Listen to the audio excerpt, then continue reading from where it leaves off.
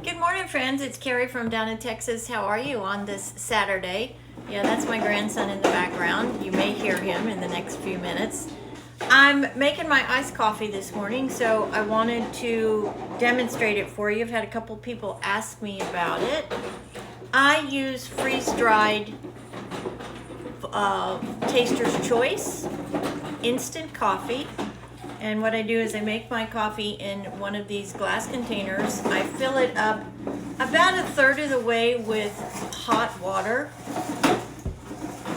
Today it's not real hot, so I don't need to use a conducting stick. If you put really hot water in glass, you want to make sure that you've got something in the container to attract all the heat so your glass doesn't break. But today it's not hot enough. I don't need to do that. So I'm going to take my iced coffee, my instant coffee, and I'm going to put about a fourth of a cup of this instant coffee in the water. I'm just eyeballing it. I'm going to stir it, and then we're just going to see how dark it gets, and that'll kind of tell me if I've got enough coffee in it.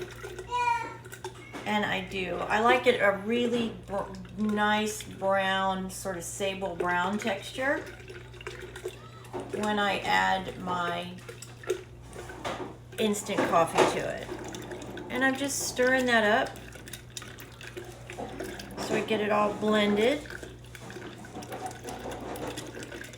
And then sometimes I will use, and this is a Dunkin' Donuts creamer. I'm going to put a little bit of that in today instead of using sugar. If I wanted to add sugar, I would use my whole unprocessed brown sugar. Brown sugar is better for you than the white processed sugar. So if you wanted to add sugar, I would use this unprocessed raw, it's actually called raw sugar, so it's unprocessed, it's much better for you if I was going to add sugar and not a creamer. But I am going to use this creamer today, and it is called the Sweet and Creamy Dunkin' Donut Creamer. And I'm going to put about a third of a cup of that in my container, and we're going to pull it up here so you can see. So it goes from that really dark brown sable color to more of a caramel color. I'm just going to get all that really ground up, make sure everything's all blended together. Looks good. Now for me, I don't like really strong coffee. I like the taste of coffee, but I don't like it like motor oil, like my dad drinks it. So for the rest of this container, to get it all the way to the top, I'm going to use half and half. And you're probably saying, oh my God, why are you using half and half? Well, here's why I'm using half and half. I'm not going to fill it all the way up. I'm going to add a little bit more water to this. Here's what it looks like now with the half and half in it. So I've got it all the way up. I've got this is a two quart container, so I've got it up to this last marking right here. I use the half and half because I had weight loss surgery almost 4 years ago, so I need to supplement back into my diet natural dairy fat, if you will, for my hair, for my skin. And so the way that I do that, instead of taking another supplement, because I have enough supplements already, I use half and half because it's a natural fat, and it helps to cut the acidity of this coffee. I've got it all the way up to the top. Now, if I wanted to make it even creamier, I would continue to take it up to the top. But for right now, this looks really good. So what I'm going to do to get it all the way up to the top is I'm going to add a little bit of water to it. And we'll just take it all the way up to the 2 quart mark.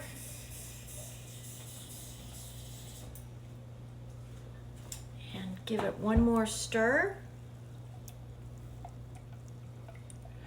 And this will last me probably till Tuesday. This container. I was using the Dunkin' Donut pre-mixed bottles when I originally started drinking iced coffee. I can't drink hot coffee anymore. It's very rare that I can drink it. Since my weight loss surgery, the iced coffee is what I find that I can drink. The hot coffee, for some reason, it's got to be a very specific day, and I don't know what the difference is. I just know that there's some days I can drink it and some days I just can't. Normally, it's iced coffee. So that's how I make my iced coffee, and then of course I pour it over ice. And if I find that it's not quite to the texture or the consistency that I'm looking for as far as smoothness, because ground instant coffee is going to be a little bit more bitter than if you used a brewed coffee, okay? It's just the way instant freeze-dried coffee processes. Has a little bit more bitterness to it than if you actually used a brewed iced coffee, okay? A brewed coffee bean instead of freeze-dried. So I just put it in my container here. It's full of ice, and I want to taste it to see if it is where I want it to be as far as smoothness, creaminess, sweetness.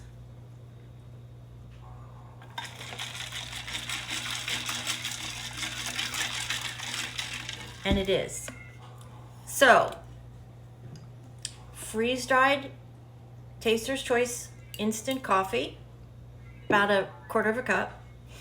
If you want to use creamer, I'm using the Dunkin' Donuts sweet and creamy, about a fourth of a cup. If you didn't want to use a creamer but you wanted to add cream to it, just use regular whipping cream.